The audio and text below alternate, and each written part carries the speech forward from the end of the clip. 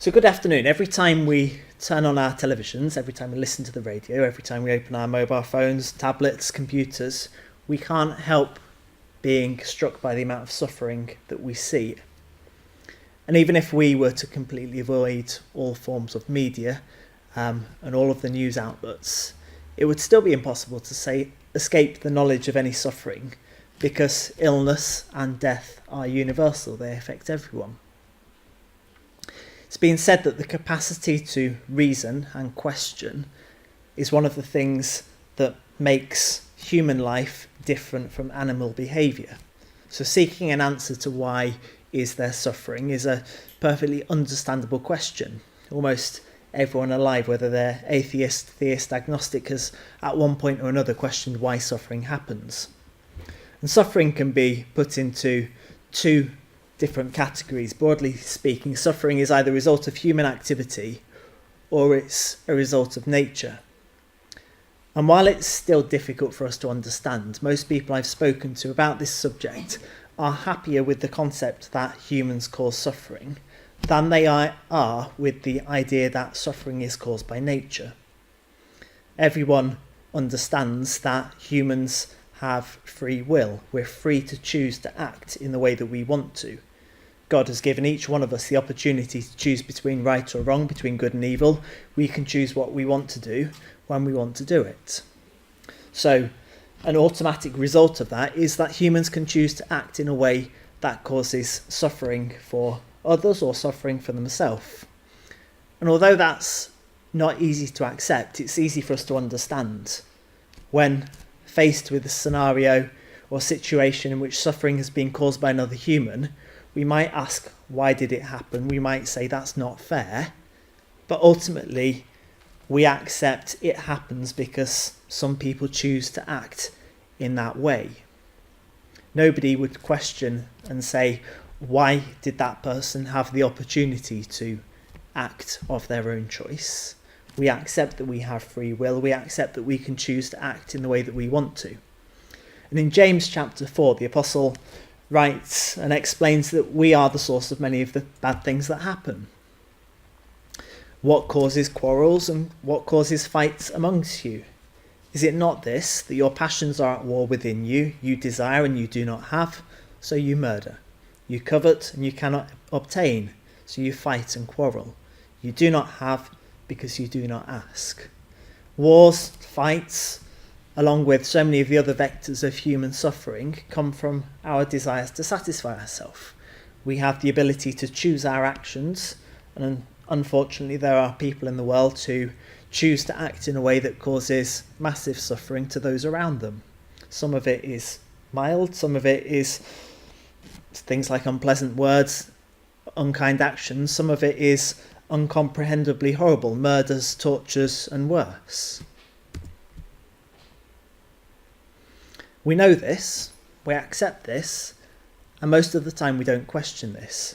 Humans are agents of free choice, humans have free will, and as a consequence of this, some choose to use their free will in a way that causes suffering to others. I think the harder question is when we consider suffering as a result of nature. We all accept that God created the universe and everything in it.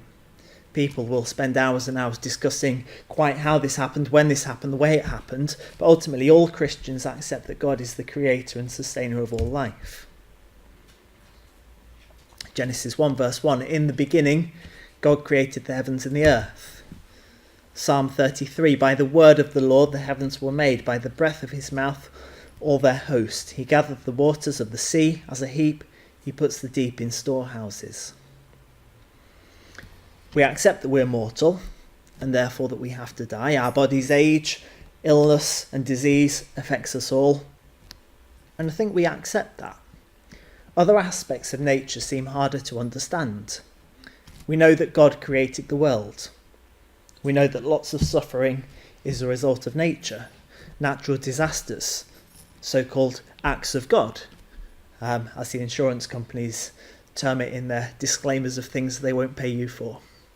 So where does that lead us? It leads us to the conclusion that God causes suffering. So we're going to spend a little while exploring this and seeing if we can unpick this in order to reconcile it with our understanding of a loving God. Since the very earliest Christian commentators, there's been two main approaches taken to the problem of natural disasters.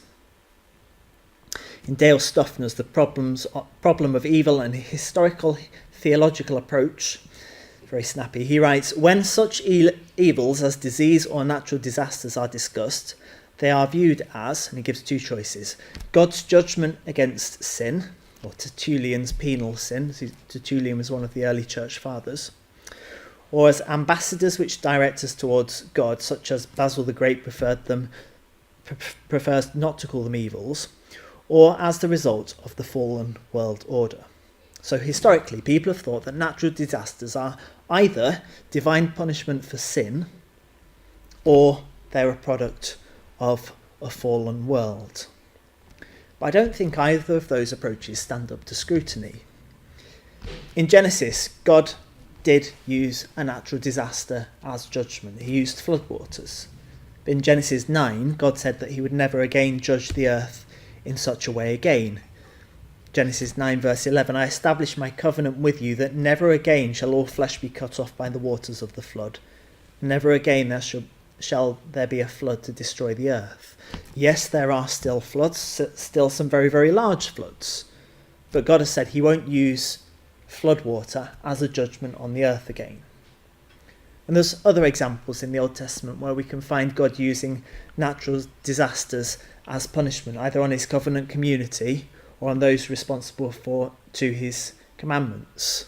There were times of drought that caused suffering. There were people who were swallowed up by the earth. So earthquakes, landslips, holes opening up. All natural things used as divine punishment. And God takes responsibility for these. Isaiah 45 verse 5, I am the Lord, there is no other beside me, there is no God. I equip you, though you do not know me, that people may know from the rising of the sun and from the west that there is none beside me. I am the Lord, and there is no other. I form light and create darkness. I make well-being and create calamity. I am the Lord who does all these things. However, in Luke 13, we find Jesus teaching that not all who perish, either at the hand of others or by disasters, are being punished for sin. Luke 13 verse 2, and he answered them, do you think those Galileans were worse sinners than all the other Galileans because they suffered in this way? No, I tell you, but unless you repent, you will all likewise perish. Jesus explains that sometimes bad things happen. Sometimes those bad things are the results of man's actions. People who are the recipients of those actions aren't being punished. They're just in the wrong place at the wrong time.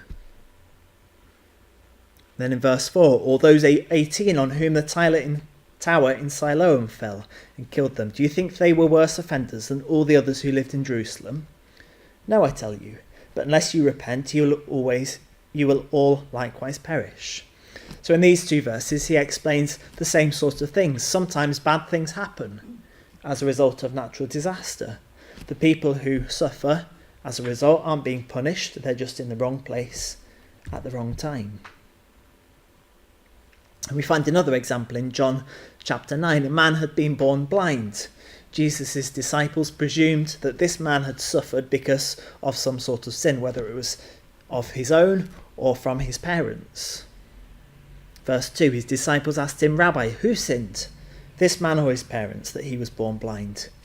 Jesus answered, it was not that this man sinned, or his parents, but that the works of God might be displayed in him. The writer of the book of Ecclesiastes summarises it quite nicely. He says, it's the same for all of us, since the same events happen to the righteous and to the wicked, to the good and to the evil, to the clean and the unclean, to him who sacrifices and him who does not sacrifice. As the good one is, so is the sinner, and he who swears as he who shuns an oath. Verse 11 of the same chapter again, I saw that all under the sun, the race is not to the swift, nor the battle to the strong, nor the bread to the wise, nor the riches to the intelligent, nor favour to those with knowledge, but time and chance happen to all of them. Things happen to the bad and to the good. The good don't always succeed. The bad don't always fall. Time and chance happens to everyone. Sometimes bad things happen for no reason whatsoever. And one final quotation on this point before we move on. But I say to you, love your enemies and pray for those who persecute you, so that you may be sons of your Father who is in heaven. For he makes his sun rise on the evil and on the good, and sends rain on the just and on the unjust. So in these verses, Jesus teaches that God provides environmental benefits to both the just and the unjust. So the idea that natural disasters can be interpreted simply as a punishment for sin doesn't stand up for scrutiny. We need to appreciate that God has arranged certain natural weather patterns, various other things in nature for the benefit of everyone, including the wicked. As for the view that natural disasters are defects resulting from the fall which will be fixed up in the kingdom age, the Bible doesn't characterise them as the products of a fall or as flaws in their natural creation to be corrected. In fact, the opposite seems to be the case. The storms, the lightning, the hail, all natural processes that would have caused havoc for the Israelite farmers, they're presented to Job as expressions of God's power and glory.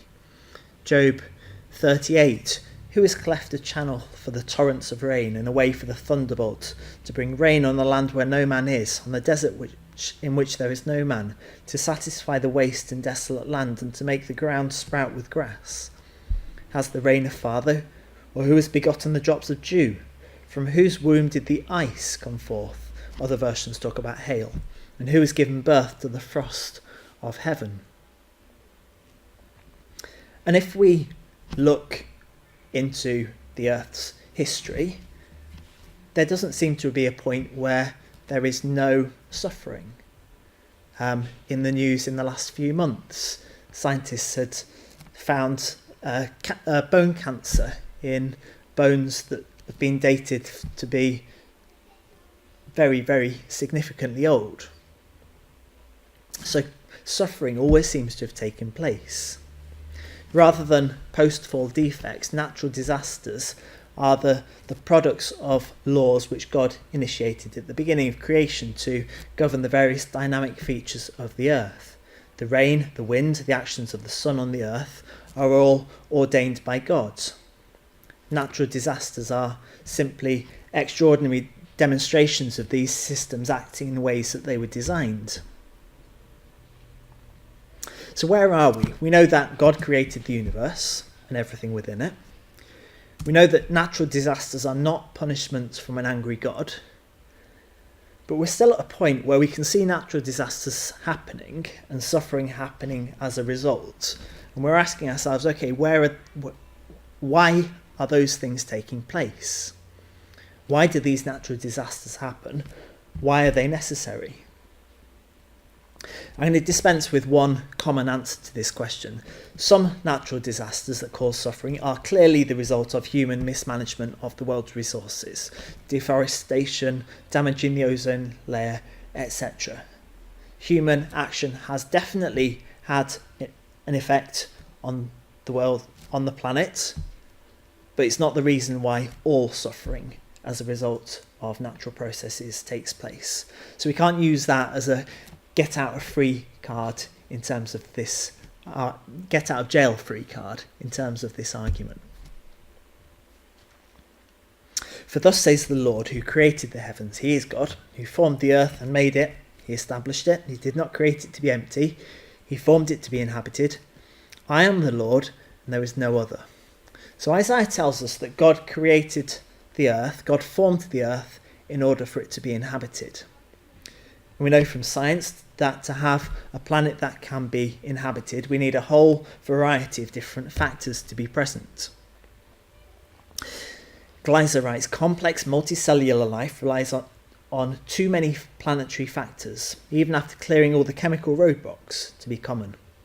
For example, a large moon to stabilise the planetary axis tilt and hence the seasons, a magnetic field to shield off radiation, plate tectonics to remix surface and ocean chemistry that helps regulate CO2 levels, etc.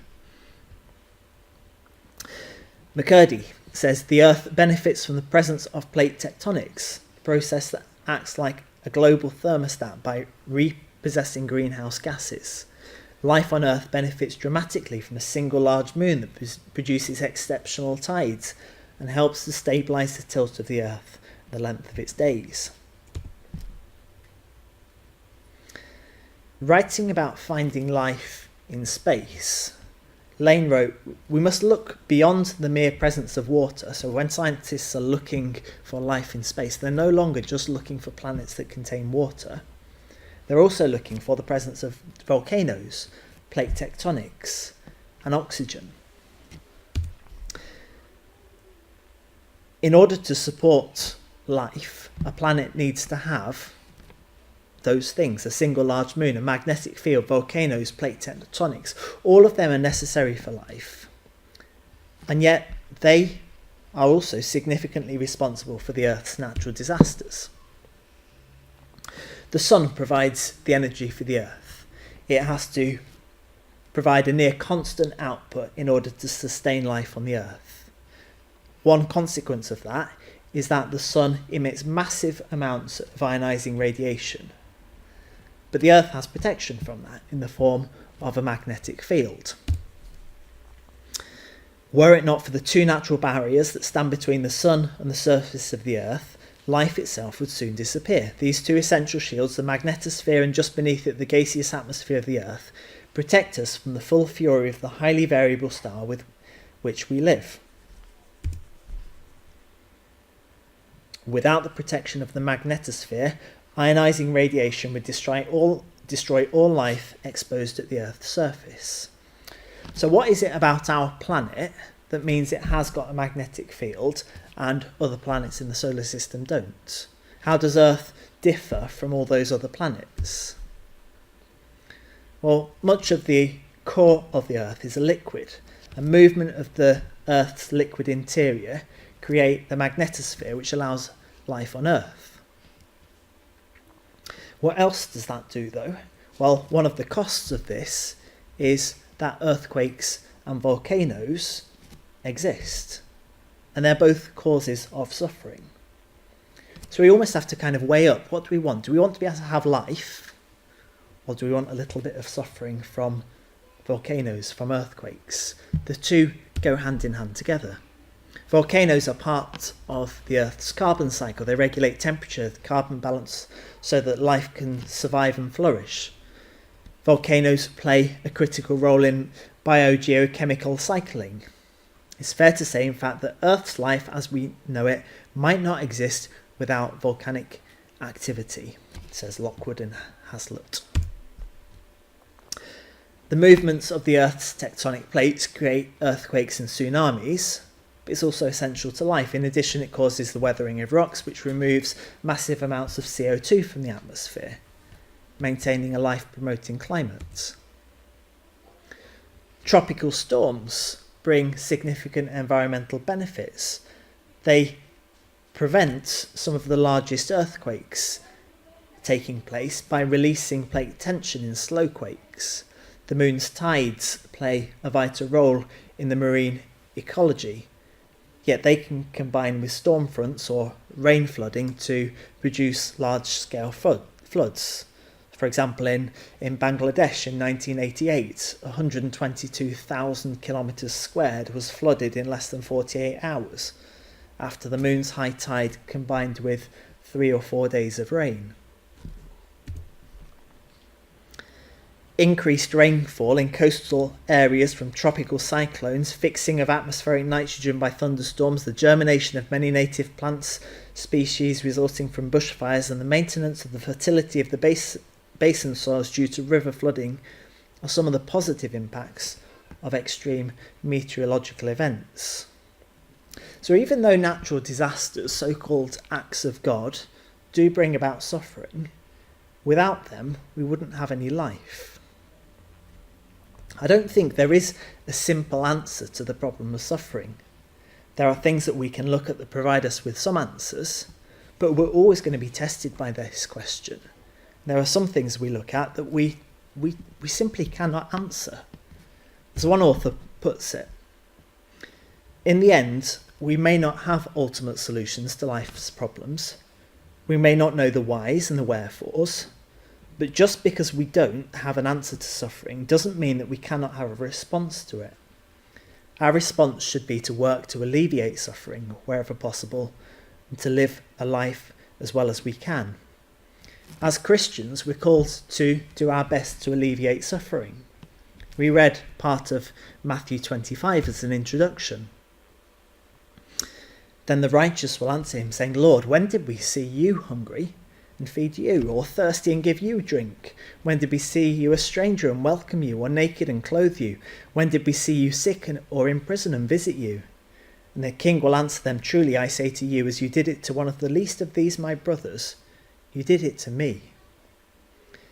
In the parable, Jesus commends the people who have helped those who are suffering, the people who are sick, the people who are naked or thirsty or hungry.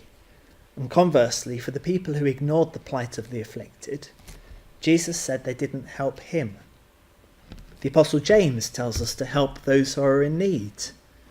Religion that is pure and undefiled before God the Father is this, to visit orphans and widows in their affliction, and to keep oneself unstained from the world. The people who needed most support at the time that James was writing were the people who had no income, the orphans, the widows.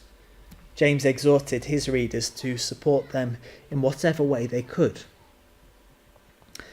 Despite this, though, however much we work to alleviate suffering, we know that we're never going to completely succeed. There will always be suffering.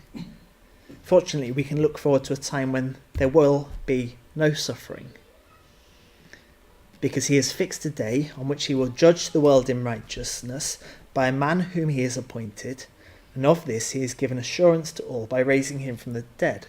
God has set a time when he will send Jesus back to the earth, a time when he will restore God's kingdom and make all things right.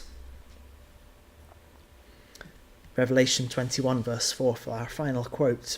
He will wipe away every tear from their eyes. Death shall be no more. Neither shall there be mourning, nor crying, nor pain any more, for the former things have passed away. There's a great time to look forward to. We need to respond in the way that we can in the intervening time. Thank you.